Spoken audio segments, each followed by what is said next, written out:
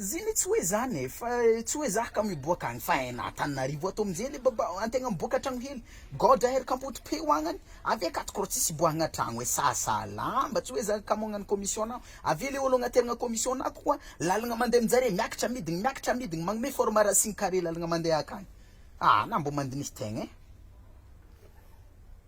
tapaka tsy manjary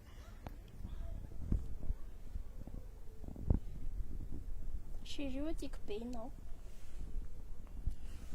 Za zany olo tsisy tsipolipotiky fogna hely be amina io agnany ana mbo mandiniky mbo mamadiky bitony lelana aloha ka inenagna bon ana minenagna hoe tia za ndo hiporofontsika ara scientifique tamin'ny anniversaire anao ana nividianako iPhone 12 bon valeur antelo tapitrisa tamin'ny anniversaire ako za nividianana caleçon araiky ave vangony dimanjato sy arivo na igny mety tsy dimanjato sy arivo koa ni digna varotro mety ny dimanjato bon raha jeregna zany balance agnany latsaka be zany balance nao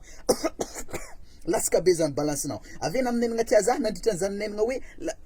latsaka be ny balance nao igny agnany tamin'igny za nikohaka bon ana zany tsisy raha iasana aloha momba za zany kohaka ole zany au moins zany anambonagny tany hoe maninona nga chérie tsisy hoe fagnontaniagna hoe raha nagnanjana bon